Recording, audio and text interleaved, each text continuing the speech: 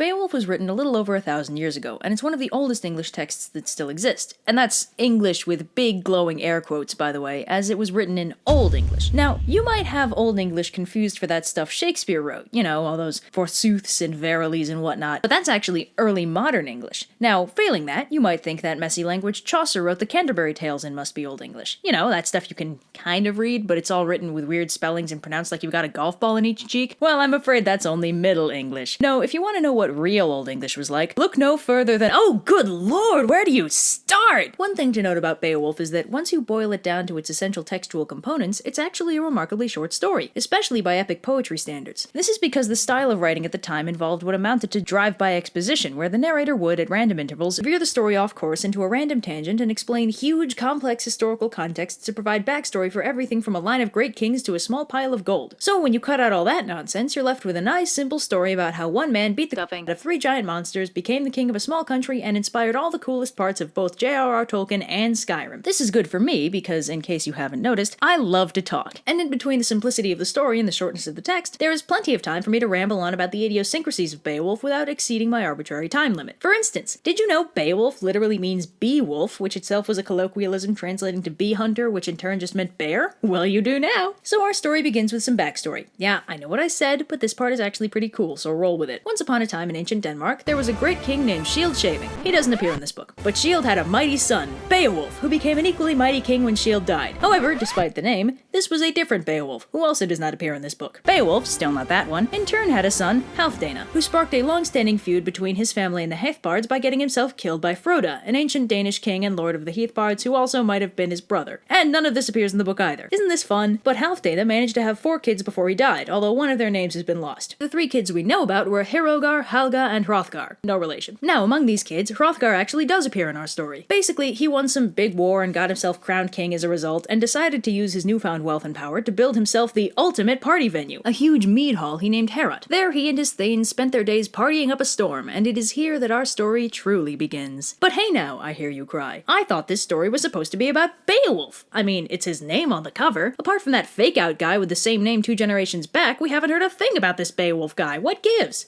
Well, geez, you're pretty impatient, aren't you? I get your hopes up by telling you this story's gonna be short and this is how you behave? Shame on you. Besides, I wasn't finished. See, this story happened a long time ago, in that magical, poorly defined time period in which it was widely accepted that ghoulies, ghosties, and long-leggedy beasties of all ages were just sort of roaming around causing trouble. And in Hrothgar's neck of the woods, the nastiest of these monsters was an ugly piece of work named Grendel. Grendel, we learn, is a big ugly giant descended from the original bad guy, the biblical Cain, and he lives in a grody swamp near a lake full of monsters, called, aptly enough, the Lake of Monsters. But the construction of this new mead hall starts disturbing his natural habitat, largely because the sounds of the 24-hour party circuit happening 10 feet from his house cause him to become just a touch crankier than usual. Now, Grendel has a Grinch complex the size of East Texas, and when he hears the near-constant partying coming from Heorot, he gets a doozy of an idea of the terrible, awful variety. After all, the easiest way to stop the party is to kill everyone partying. Well, you gotta give him points for efficiency. So that night, Grendel scoots on over to the mead hall, busts down the door, kills 30 of the thanes, and skedaddles back on home. This violent party crashing becomes something of a nightly trend, which is disturbing for a variety of reasons, not the least of which being the fact that a rampaging hellbeast murdering a bunch of their friends didn't kill the party atmosphere the first time it happened. But we must not forget that these fine fellows were Nords, one of the most famously testosterone-poisoned cultures in all of human history, so it should come as no surprise that it takes several more late-night murder trips from Grendel before Hrothgar considers calling on their buddies, the Yates, for a little bit of help. Either he got tired of losing his thanes, or he got tired of replacing that stupid door every day. Either way, it's time to call in the cavalry. Enter the Storm Yates, led by Beowulf!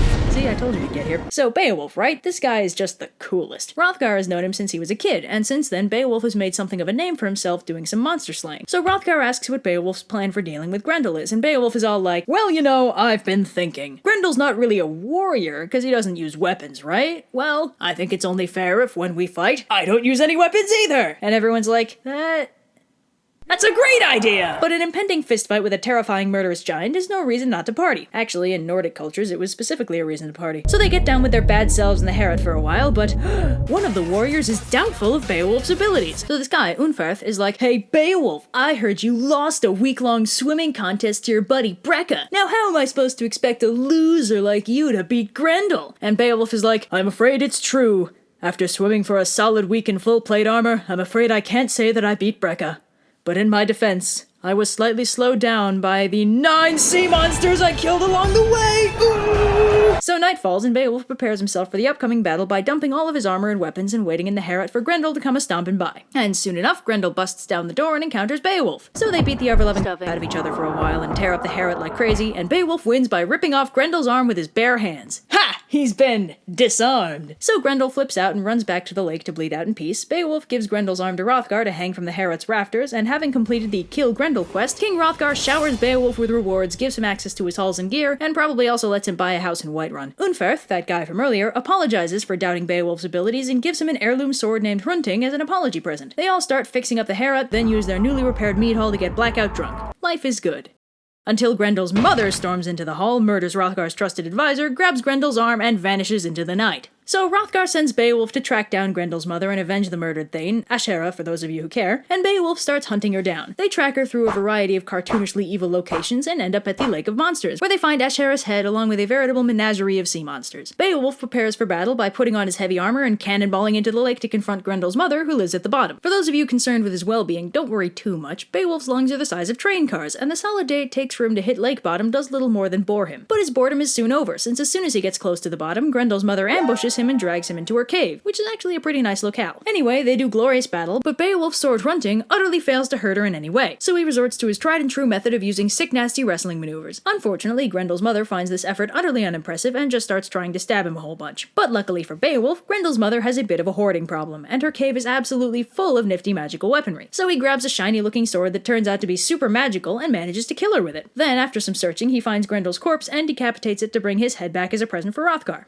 Funny story about that. As it turns out, both Grendel and Grendel's mother were totally immune to mortal weapons, but that sword Beowulf grabbed had been forged by giants and was thus capable of hurting them. Why Grendel's mother kept the one thing capable of killing her within arm's reach is probably the subject of much scholarly debate. Unfortunately, this kick-butt magical sword appears to have been one use only, since after Beowulf uses it to decapitate Grendel, the blade straight up dissolves. So Beowulf swims back to the surface with Grendel's head and the sword's hilt, both of which he gives to Hrothgar. He's showered with gifts again, partying happens, etc., etc. Then, Beowulf and the Yeats, having done all the monster slaying they felt obligated to do, sail back to their homeland, where Beowulf presents their king Higelac with a bunch of treasure and is lauded as a great hero. As thanks, King Higelac gives him a fancy sword, a bunch of land, and a really nice house. My god, this is Skyrim. But before we go any farther, let's talk about that one-use-only sword, because it's actually really interesting. So first of all, the hilt is carved with vaguely biblical scenes about how the giants were wiped out by the Great Flood in an effort by God to wipe out all evil. The hilt is also covered in Norse runes, implied to be some kind of magic, which is interesting because traditionally pagan magic and Christianity didn't exactly get along. And the other cool thing about this sword is that it was described as damascened, that is, having been put through the process to create Damascus steel. Now, for those of you who don't know, Damascus steel is a legendarily tough metal whose forging process has been lost, which has endlessly frustrated modern metallurgists since there are a ton of Damascus steel blades lying around, and you'd think we'd be able to reverse engineer something. But no, every time we try, we just keep finding weirder and weirder things about Damascus steel that makes us want to know how to make it even more. For instance, not only do the blades look super cool and magic, kind of like liquid metal, they've actually been shown to contain carbon nanotubes. Carbon mother-flipping nanotubes. How does that even happen? But anyway, back to Beowulf. So King Higelac and his next of kin go the way of all Brad dudes, and Beowulf finds himself crowned King of the Yeats, who he manages to rule without incident for a solid 50 years. That is, until some rando manages to bother a dragon by stealing a cup from its hoard. And hey, guess what? Beowulf has another monster to fight. For background, the dragon had been chilling for the past god knows how long in a barrow full of gold. The barrow was a burial mound for a troop of warriors from some ancient and noble race, and it had been filled to bursting with fancy treasure. The dragon lived there undisturbed until some tricksy hobbit snuck in and stole his favorite teacup or something. The dragon objects to this rather strenuously, and decides to hunt down the thief the old-fashioned way, by burning everything in sight on the principle that he's gotta hit the criminal eventually. And hey, if this is reminding you of anything...